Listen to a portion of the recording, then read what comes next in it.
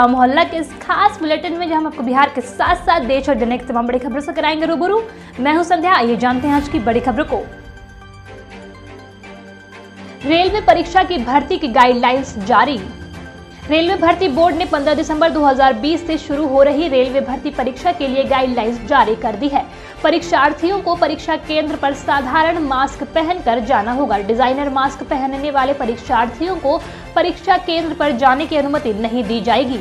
जो कैंडिडेट्स मानक के विपरीत मास्क पहनकर परीक्षा केंद्र आते हैं, उन्हें परीक्षा केंद्र जाने की अनुमति नहीं होगी। कैंडिडेट्स मुंह पर रुमाल या गमछा बांधकर भी परीक्षा नहीं दे पाएंगे। डिजाइनर मास्क, रुमाल या गमछा परीक्षा केंद्र में प्रवेश से पहले उतरवाया जाएगा। परीक्षा केंद्र पर परीक्षार्थियों को साधारण मास्क दिया जाएगा। किसानों से आंदोलन खत्म करने की अपील करेंगे कृषि मंत्री नरेंद्र सिंह तोमर।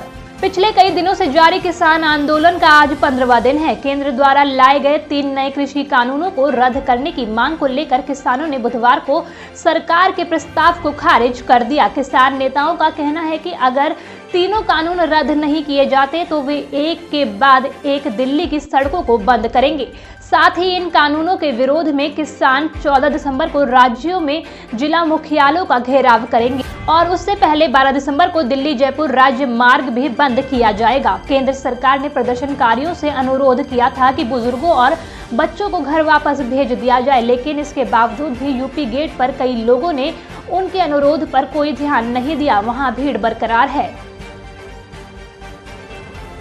नड्डा के काफिले पर हमले को लेकर बोले तोमर, बंगाल में बढ़ रही है हिंसक घटनाएं। केंद्रीय कृषि मंत्री नरेंद्र सिंह तोमर ने एक प्रेस कॉन्फ्रेंस की वार्ता की शुरुआत में तोमर ने पश्चिम बंगाल में भाजपा अध्यक्ष जेपी नड्डा के काफिले पर हमले की घटना की निंदा की। उन्होंने कहा कि बंगाल में भाजपा अध्यक्ष का कार्यक्रम प्रायोजित था, राज्य सरकार को इसकी जानकारी थी। आज उनके काफिले पर पथराव किया गया। काफी समय से ध्यान में आ रहा है कि बंगाल में ऐसी हिंसक घटनाएं बढ़ रही है। ऐसी घटनाएं आमतौर पर देखने को नहीं मिलती, लेकिन बंगाल में ये घटनाएं लगातार बढ़ रही है और इस स्तर तक बढ़ गई है कि भाजपा के राष्ट्रीय अध्यक्ष की गाड़ी पर पथराव हो रहा है और सरकार मौन साधे हुए है। मैं इस घटना की निंदा करता हूं और दोषियों पर कार्रवाई की मांग करता हूं। मुकेश और नीता अंबानी बने दादा दादी। श्लोका अंबानी ने दिया बेटे को जन्म। देश के सबसे अमीर कारोबारी मुकेश अंबानी दादा बन गए हैं। उनके बेटे आकाश अंबानी की पत्नी श्लोका ने गुरुवार सुबह 11 बजे बेटे को जन्म दिया। आकाश और श्लोका की शादी 9 मार्च 2019 को हुई थी। आकाश और श्लोका की शादी में देश और दुनिया के चर्चित लोग शामिल हुए थे। प्रवक्ता ने बताया कि नीता और मुकेश अंबानी ने अपने पोते का स्वागत किया। अंबानी परिवार के प्रवक्ता ने कहा कि मां श्लोका अंबानी और बेटा दोनों स्वस्थ है। परिवार ने छोटे मेहमान के आने से मेहता और अंबानी परिवार काफी खुश हैं। सुशील मोदी ने बिहार विधान परिषद की सदस्यता से दिया इस्तीफा। 12 दिसंबर को लेंगे राज्यसभा की शपथ। बिहार के पूर्व उप मुख्यमंत्री व भाजपा के नेता सुशील कुमार मोदी 12 दिसंबर शनिवार को राज्यसभा की शपथ लेंगे। इस वजह से उन्होंने बिहार विधान परिषद की सदस्यता से इस्तीफा दे दिया है। बताया जा रहा है कि उन्होंने बुधवार को ही विधान परिषद के कार्यकारी सभापति अवधेश नारायण सिंह को इस्तीफा भेज दिया था, जिसे आज स्वीकार कर लिया गया। मिली जानकारी के अनुसार 12 दिसंबर को शाम 4 बजे संसद भवन के राज्यसभा चैम्बर में उन्हें उपराष्ट्रपति वेंकैया नायडू शपथ दिलाएंगे। शपथ ग्रहण के लिए सुशील मोदी शुक्रवार को दिल्ली रवाना हो जाएंगे। बिहार पुलिस ड्राइवर कांस्टेबल लिखित परीक्षा के लिए एडमिट कार्ड जारी। 3 जनवरी को होगा एग्जाम। केंद्रीय चयन परिषद ने पुलिस ड्राइवर कांस्टेबल लिखित परीक्षा के लिए एडमिट कार्ड जारी कर दिए गए हैं। जिन उम्मीदवारों ने बिहार पुलिस ड्राइवर कांस्टेबल पदों के लिए आवेदन किया है, वे अपना बिहार पुलिस एडमिट कार्ड 2020 परिषद की ऑफिशियल वेबसाइट csbc.bih.nic.in से विजिट करके डाउनलोड कर सकते हैं। बता दें कि केंद्रीय चयन परिषद द्वारा ड्राइवर कांस्टेबल पदों पर भर्ती के लिए लिखित परीक्षा 3 जनवरी 2021 को आयोजित की जानी है।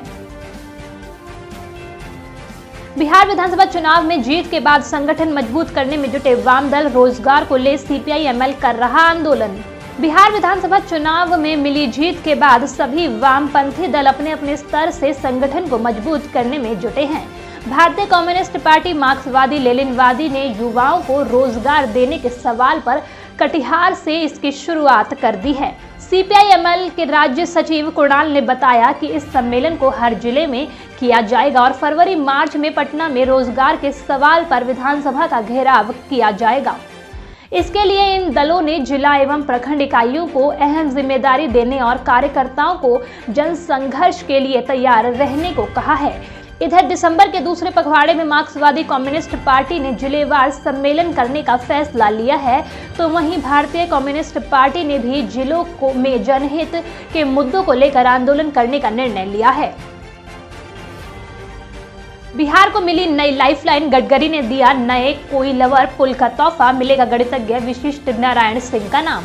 केंद्रीय सड़क परिवहन एवं राजमार्ग मंत्री नितिन गडकरी ने गुरुवार को पटना और आरा के बीच लाइफलाइन कोइलवर पुल के समानांतर 266 करोड़ रुपए की लागत से बने नए पुल का उद्घाटन किया। इसके साथ सोन नदी पर 158 साल बाद नए पुल का तोहफा मिला। पुल पर आवागमन आरंभ होने के साथ दक्षिण और मध्य बिहार के बीच यातायात आसान हो गया है। पुल के उद्घाटन समारोह के दौरान केंद्रीय मंत्री RK सिंह ने यह मांग रखी कि इस नए पुल का नामकरण गणितज्ञ विशिष्ट नारायण सिंह के नाम पर कर दिया जाए। इस पर नितिन गडकरी ने कहा कि इस बारे में वह पत्र भेज दे, इस पर वह अपनी सहमति दे देंगे। बिहार में अधिकतम तापमान में 4 से 4 डिग्री तक गिरावट, घना कोहरा और बढ़ी ठंड।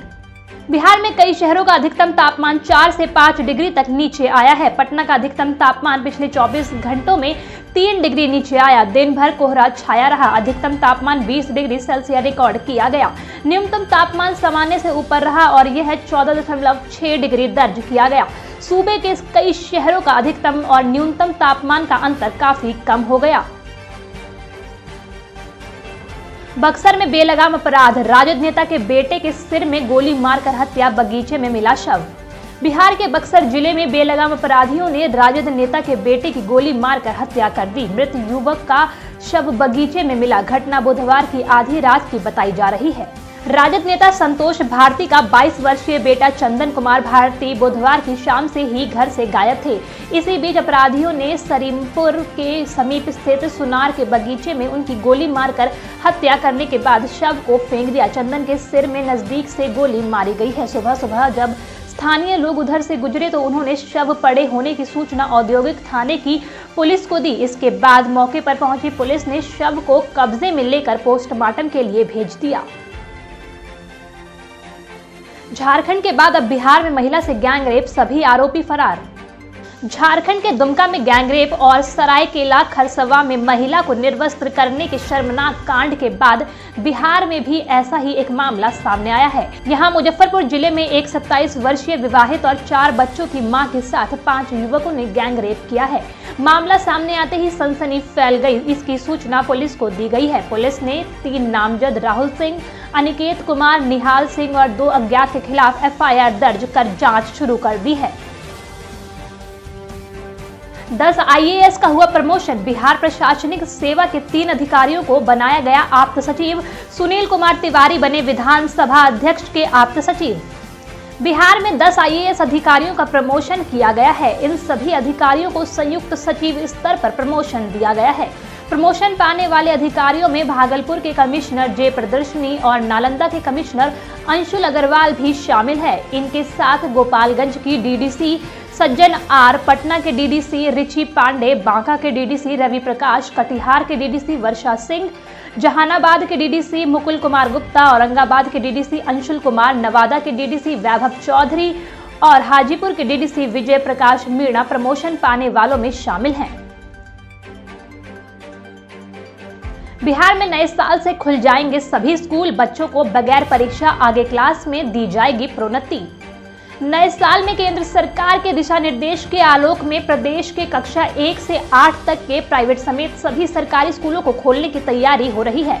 कोविड-19 के संक्रमण से बचाव का पुख्ता इंतजाम को ध्यान में रख मुख्य सचिव के स्तर आपदा प्रबंधन समूह की होने वाली अहम बैठक में स्कूलों को खोले जाने पर जल्द महत्वपूर्ण फैसला लिया जाएगा। इस संबंध में शिक्षा विभाग के एक उच्च पदस्थ अधिकारी ने बुधवार को बताया कि सभी स्कूलों के खोले जाने के बाद प्रारंभिक स्कूलों के बच्चों को बगैर परीक्षा में शामिल कराए उन्हें अगली कक्षाओं में प्रोन्नति देने पर भी निर्णय लिया जाएगा। झारखंड में रजिस्ट्रेशन करवाकर बिहार में गाड़ी चलाने वालों के खिलाफ होगी कार्रवाई। झारखंड के रजिस्ट्रेशन पर बिहार में गाड़ी चलाने वालों पर कार्रवाई होगी। ऐसे वाहन मालिकों के खिलाफ परिचालन नियमों के उल्लंघन के आरोप में भारी जुर्माना लगाया जाएगा। परिवहन विभाग ने सभी डीटीओ को इस बाबत आदेश जारी कर दिया है। जल्द ही ऐसे वाहन मालिकों पर कार्रवाई के लिए विशेष अभियान चलाया जाएगा। बुधवार को विभागीय योजनाओं की समीक्षा बैठक में परिवहन सचिव संजय कुमार अग्रवाल ने कहा कि ऐसी शिकायतें मिल रही है कि बड़ी संख्या में लोग झारखंड से गाड़ी खरीदने के साथ ही स्थायी रजिस्ट्रेशन भी करा रहे हैं, जबकि दूसरे राज्य के नंबर पर बिहार में गाड़ी चलाना अवैध है। ऐसे वाहन मालिकों पर कार्रवाई की जाएगी। वाहनों के रजिस्ट्रेशन, ड्राइविंग लाइसेंस एवं अन्य सुविधाओं के लंबित होने पर संबंधित पदाधिकारी एवं कर्मी को चिन्हित कर कार्रवाई की जाएगी। गांव मोहल्ला के इस खास बुलेटिन में आज के लिए इतना है। अगर आपको हमारा शो पसंद आया तो हमें कमेंट सेक्शन में बताएं और वीडियो को लाइक, शेयर और चैनल को सब्सक्राइब करें।